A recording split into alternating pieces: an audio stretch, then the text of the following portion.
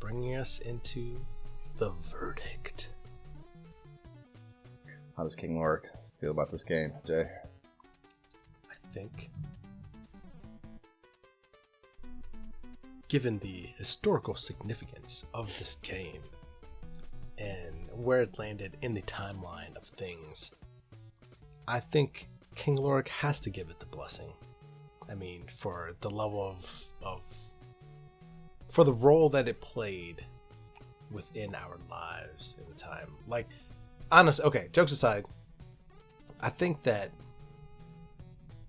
the latter editions, clearly, as I've said over and over and over, are far better as beat 'em ups, those type of games. And what this is, what they are as a genre, clearly lends itself to a beat 'em up when you think of like weapon balance and being a ninja.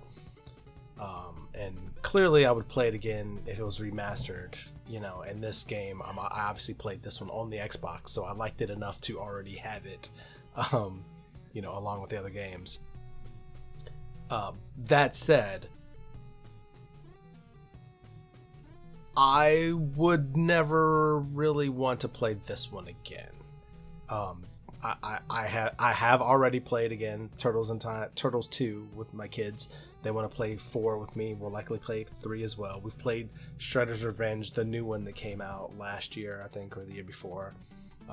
Haven't played the DLC yet. Gonna play that one. But like, they're all the rest are all in the same vein as beat 'em ups, like that you would expect and love. And so this one, I like it for what it was, and like the music, to your point, was just like, like it's stuck in my brain, and like where we're at, and even like the visuals. Yeah, dude, I didn't say that at any point. I walked around the whole time I was playing this game. I would catch myself just singing that fucking. Just singing that shit.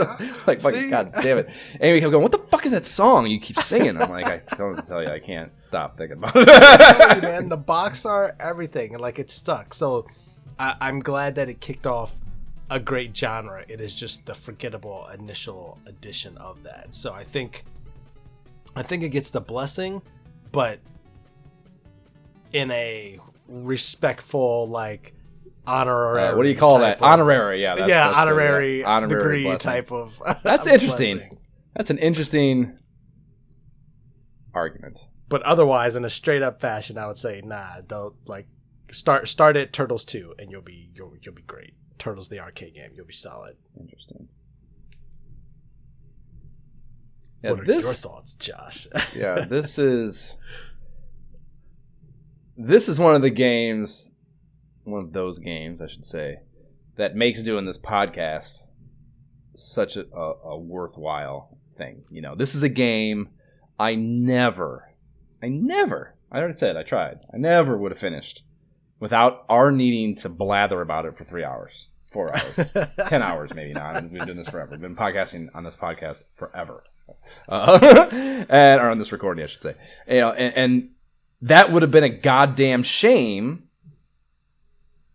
because this game, or I should say, I guess maybe the first 3 levels of this game, because I didn't know what the back 3 levels were like, but the first 3 levels of this game have a disproportionate slice of my childhood memories and nostalgia from them. It just means so much to me, and it's such a big part of, I don't know, what I think of. Like I said, I was able to paint that ever so vivid picture of what playing this game would have been like, down to the most minute environmental details, and completing it gives me closure on all that in a way that, again, just never could have happened without this podcast pushing me to do it. And I enjoyed the ride to get into that closure a great deal. But that said, as you just said, I would never play this fucking video game ever again. And I would never, ever recommend anyone else does unless they have the same above reasoning that I just described to do so. So I felt on all that logic that because of the lack of willingness to tell someone else to play it, how could I give it the blessing? Even though, yes, I have this weird inclination to do so from some sort of strange historical significance perspective. Same, yeah. But that not being, in my view, the purview of which to bestow said blessing. So hearing your argument for it in the way honorary is the wording, it is an honor, it is a, I don't know if you go as far as to say is to asterisk it. I was going to say asterisk blessing. Yeah, I don't know if we do those. I don't know. I don't know if King Lorik has asterisks in his keyboard set. I don't think he does. I put it like this. Coming into this episode, I took the position I was going to be fine either way we went on this. Like, blessing or not blessing because of that. Because I'm like, yeah, I wouldn't recommend you go play it. Like, go play 2. Again, go play 3. Go play 4. Go play any one of them, but not this one. Right. But, yeah. Yeah, I mean, the way I was thinking to word it was, like, it does not get the blessing, but if the late 80s version of the Teenage Mutant Ninja Turtles is part of your life in any way, shape, or form, you must play this game. And that's a weird dichotomy, you know? Yeah. But I think maybe that is the proper representation of that idea, is the honorary blessing. Is an honorary blessing for it, even though in a vacuum it wouldn't get it. So I like that as well. I'm willing to adopt that and change my mind and give it the blessing as well. So we double blessing a game that doesn't really deserve a blessing. But all thanks to Peter and Kevin, which, by the way, I interviewed Kevin, like a half-hour interview. Link is in the show notes.